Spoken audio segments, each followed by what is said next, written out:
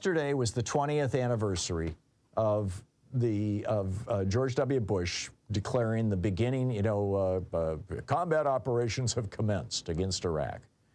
Now, this was, a little more than a year after he did the same thing to Afghanistan.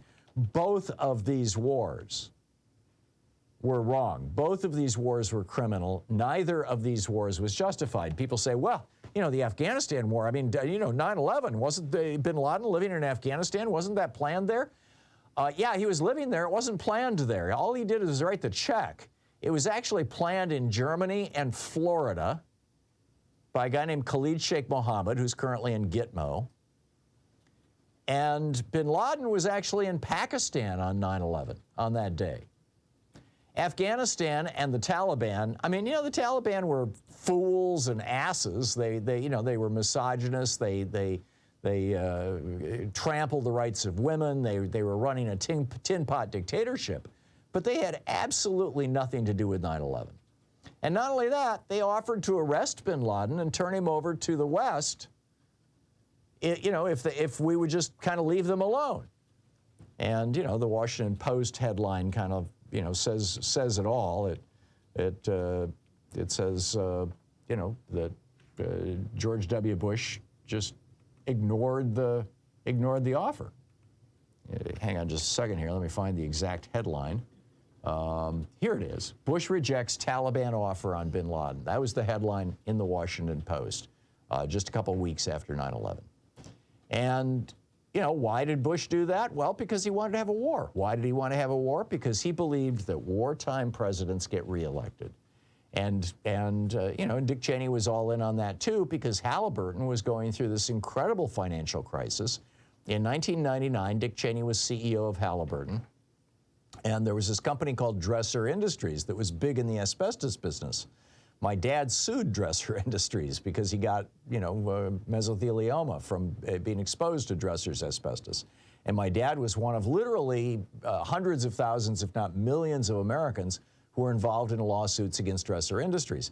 Now, Cheney was betting that the U.S. government would step in and bail out Dresser in the last year of the Clinton administration. And so, Dresser was nearly bankrupt, so Cheney had Halliburton buy Dresser for pennies on the dollar, thinking that, once the U.S. government bailed them out, suddenly the company would have significant value. Well, Clinton said, no, we're not going to bail them out. And suddenly, Dick Cheney's company, Halliburton, was, in a serious crisis. I mean, they were looking at bankruptcy. So what does Cheney do? Well, he says to George W. Bush, who had hired him to help him find, who should be his vice presidential nominee, his candidate, his running mate, Dick Cheney says, well, just pick me. I'll be a good guy for you. And Bush says, okay, cool. And so Cheney goes to Halliburton and says, okay, I'm leaving. Give me a $30 million severance, which they did. And he leaves this company, on the verge of bankruptcy, although he's got hundreds of thousands of shares, if my recollection is correct. He's got a lot of shares, anyway, of the company's stock, which are now basically worthless. So who is the first company to get a no bid, no ceiling, no transparency contract to supply the U.S. military for Afghanistan? Surprise, surprise, it's Halliburton. Suddenly Cheney's company's worth a fortune, and suddenly Cheney's a multimillionaire all over again. So both Bush and Cheney had a reason to invade Afghanistan, even though they had nothing to do with 9/11. It was the second poorest country in the world. The average per capita income in Afghanistan at the time was $700 a year. For just a couple of $1 billion, we could have given every single person in Afghanistan a year's salary, 2 years' salary, and just said, don't pick on us, don't attack us, let women go to school, here's some money. And it would have been the end of the discussion. But oh no, George W. Bush wanted to have a war.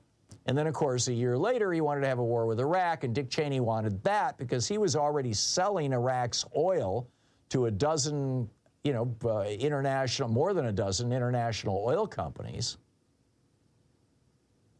In fact, this was the thing that Larry Klayman, the guy who ran Judicial Watch, the right-wing group out of Florida, still does. This is where, he did a FOIA filing and got the actual documents. He's the one, a conservative Republican, who outed Dick Cheney. for wanting to invade Iraq to get the oil.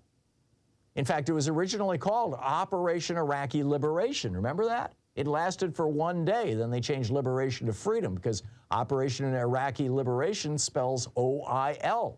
It was an unfortunate acronym, so they changed it to OIF.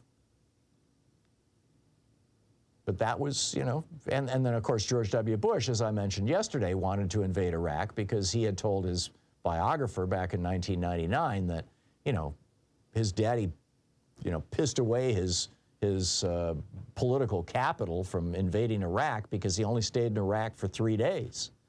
And Bush was like, if I get a chance to invade Iraq, I'm going to stay there until the next election, you know. So bottom line, I think, you know, it's really important that we not forget that these two guys lied us into two unnecessary illegal wars that cost us about $10 trillion and over 7,000 American lives, and at least 1 million Afghan and Iraqi lives, which is just breathtaking when you think of it, the blood that is on George Bush and Dick Cheney's hands. But this wasn't the first time that an American president lied us into a war. Lyndon Johnson lied us into the war in Vietnam. William McKinley, President McKinley, in 1898 lied us into the war in the Spanish-American War, into the war ultimately in the Philippines. It started in Costa Rica, or in Havana, excuse me, in Cuba. In fact, that's how we seized Cuba. In 1846, President James Polk lied us into the Mexican-American War, saying that Mexico had attacked us. Remember the Alamo? No, they hadn't attacked us. Even Abraham Lincoln called him out on that lie. And Andrew Jackson, when he signed the Indian Removal Act in 1830, lied about the Cherokee, and, you know, thus setting up the Trail of Tears that James Buchanan continued with. So I think, you know, given the fact that we have this long history of at least 4 other presidents lying us into unnecessary and illegal wars, remembering how Bush and Cheney lied us into a war is a really important thing to do right now. So, anyhow, I just wanted to, you know, put that stake in the ground because I think this is actually pretty vital. And there's a whole generation, young people who are now old enough to vote, who have no recollection of these wars, of these lies from 2001.